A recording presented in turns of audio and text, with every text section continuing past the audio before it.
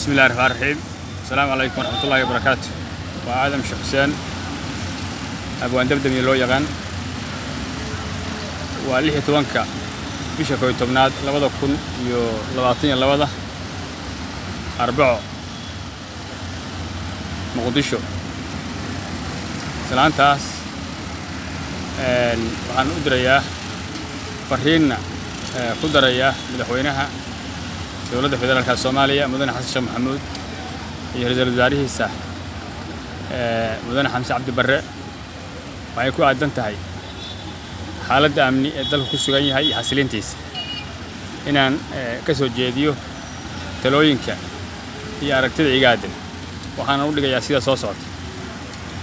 kow dowladda waxaan kula talinayaa qodobka ugu horeeya inay mudnaanta siiso xanashada dadweynaha iyo helidda kalsoonidooda haddii dowladdu aanay helinin kalsoonida dadweynaha ama shacabka haddii aan dadweynuhu dowladda la shaqaynayn ama garab taagnayn way adkaanaysaa in amni la xasiliyo iyo in xaaladda lagu jiro laga gudbo sidaa darteed waa inay dowladdu hoosta ka xariiqdaa xanashada kalsoonida dadweynaheeda iyo hubinta la shaqayntooda sida lagu keenayo waxay u taallaa taliyaasha ciidamada iyo la taliyaasha amniga iyo difaaca ee dowladdu ay leedahay ayaa laga rabaa anaguna wixii aan ku dari karno insha Allah aan ku daraynaa qodobka labaad aan ku talinaya waxay tahay in mudnaanta labaad la siiyo tayeynta sirdoonka dalka sirdoonku wuxuu dhexaad u yahay amniga iyo difaaca dalka markasta oo sirdoonkaagu uu tayo sare yeesho waxa tayo sare yeelanaya amnigaaga iyo difaacaaga iyo nabadgelyada sidaa darteed waa in ay dowladdu mudnaanta labaad siisaa ama ay xoogga saartaa sidii aan u yeelan lahayn sirdoon tayadiisa iyo tiradiisuba ay tabar badan yihiin markaan sidaa u dhigo cidda ku shaqada way fahmaysaa sirdoon tayo ahaan iyo tabar ahaanba tayo ahaan iyo tir ahaanba tabar badan markaan yiraahdo waa halkaas ay ku caddahay qodobka saddexaad waxa weeye aan ku talinay dowladdu inay iyaduna mudnaan siiso gaar ah ama mudnaan saddexaad siiso waxay tahay gacan ku haynta iyo maamulidda isgaarsiinta dalka ee gaarka loo leeyahay dabcan hab ganacsi ha uga adeegtaan cidda ku shaqaysata laakiin information flowga ama xogta socota waa inay dowladda ay gacanta ku haysaa taas waxay iyaduna qayb libaax ka tahay ilaalintii iyo hubintii nabadgelyada qodobka afraad waxa weeye ciidamada iyo taliyaasha ciidamada aan ku hormaro taliyaasha ciidamada taliyaasha ciidamada waxaa jira taliyaal ciidan oo saraakiil ah iyo taliyaal ciidan oo saraakiil u ekayaal ah amniga iyo difaaca waa in loo dhiibaa taliyaal ciidan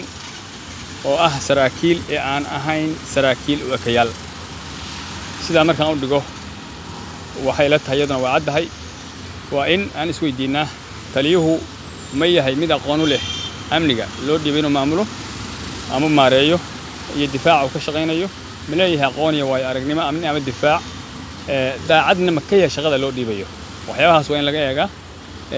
hadduu aqoontii leeyahay daacad ahayn lama aamini karo haddii uusan aqoontii lahayn laakiin daacad yahay lama aamini karo waa in aqoon waayo aragnimo iyo daacadnimo inta laga hubiyaa astaamahaas inuu yeeshay taliyaha ciidanka laftirkoodu waa in noqdaan ciidan aysan noqonin ciidan oo kayaal waxaan uga jeedaa waxaa jira xoogag beeleedyo la ciidameeyay kuna dhex abaabulan ciidamada qalabka sida kala duwan ciidamadaas waa in lagu kala daraa laamaha ururada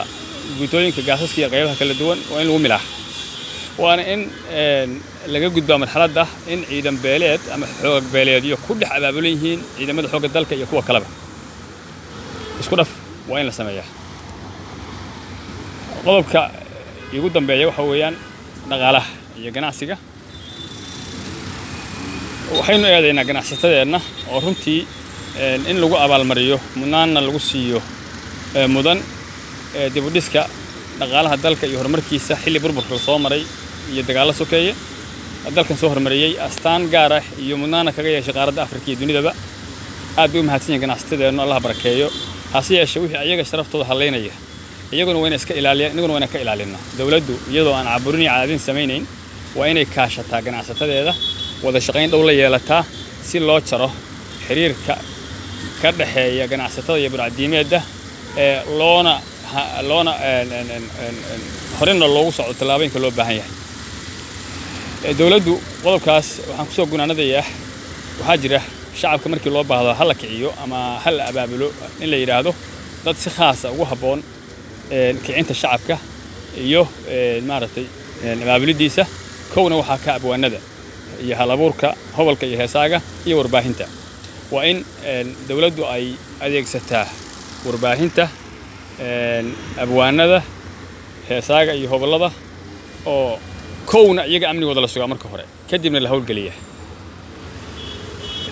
wacyigelin badan inay sameeyaan ugu dambeyn waxaan ku soo gunaanadayaa waxaan dhiirigelinayaa dawladnimada inaan garab istaagno dawladnimadu waa waxaan wada leenahay xilka qof baa haya shalay mid baa hayay maanta mid baa haya bari mid baa hayn doona laakiin dawladnimadu waa beer iyo hanti aynu abuuranay oo meel inoo joogta inay ka sii socotana la rabo sidaa darteed waa inaynaan luminin dadweynow hantideenna iyo dalagii aan beeranay waa inaan ilaalinaa aad baan idin salaamayaa fariintan hal la gaarsiiyo cid kasta ay qusayso waxaana jeclahay kuwa kaloo la mid insha Allah inaan soo duubo